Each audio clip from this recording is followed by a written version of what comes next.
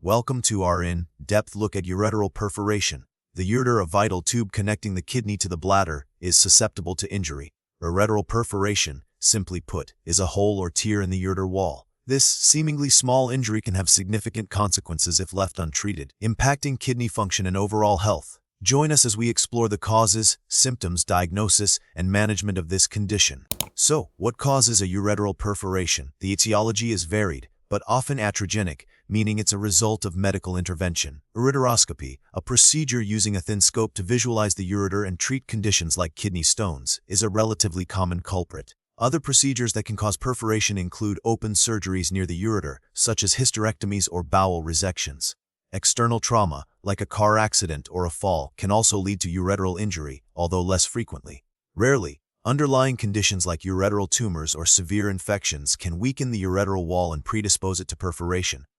Spontaneous ruptures are exceptionally uncommon. Understanding the pathophysiology of ureteral perforation is key to understanding its consequences.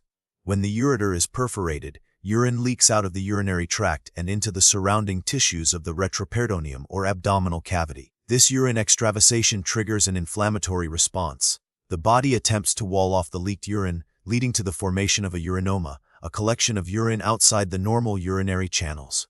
The presence of urine in these areas can cause pain, irritation, and potentially infection. Prolonged leakage can lead to fibrosis and scarring, potentially obstructing the ureter and affecting kidney function, ultimately increasing the risk of hydronephrosis or swelling of the kidney due to a backup of urine.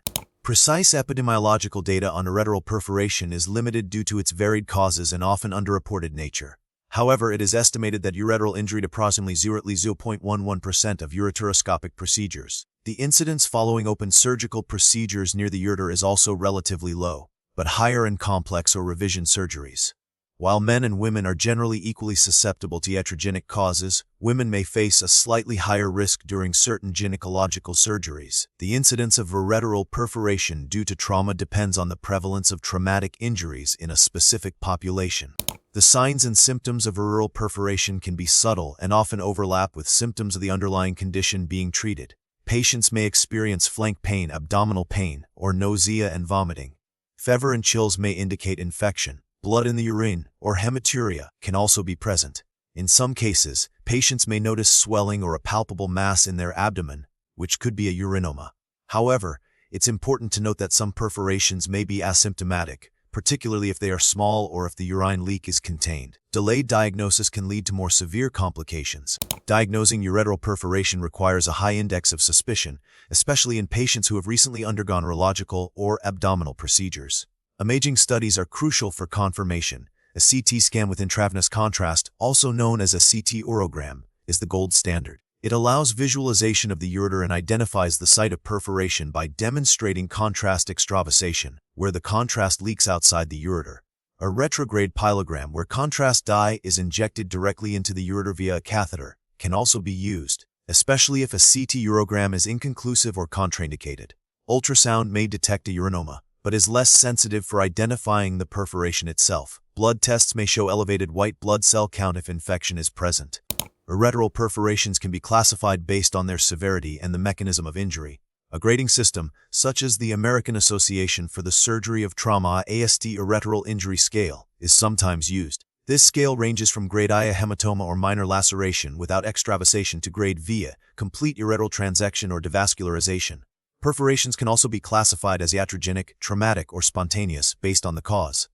Small, contained perforations may be considered mucosal injuries and may not require intervention, while large, uncontained perforations are more serious and require prompt management. Treatment and management of ureteral perforation depend on the severity of the injury, the patient's overall condition, and the time of diagnosis. Small, contained perforations may be managed conservatively with observation, pain control, and antibiotics to prevent infection. Placement of a ureteral stent can splint the ureter and allow it to heal.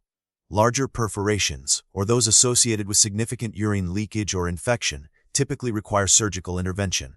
Options include endoscopic repair with stent placement, open surgical repair with ureteral reanastomosis, reconnecting the ureter, or in severe cases, ureteral reimplantation into the bladder.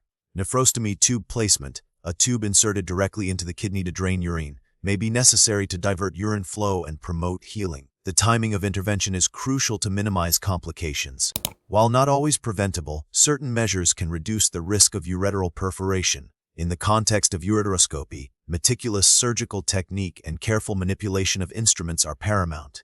Surgeons should be well trained and experienced in the procedures they perform. Intraoperative fluoroscopy, a type of real-time X-ray, can help guide instrument placement and avoid injury. In open surgeries near the ureter, careful dissection and identification of the ureter are essential. Prompt recognition of potential ureteral injury during surgery and immediate consultation with a urologist can prevent further damage. In the context of trauma, appropriate safety measures like wearing seatbelts can help prevent ureteral injuries. The prognosis for ureteral perforation is generally good, especially with prompt diagnosis and appropriate management.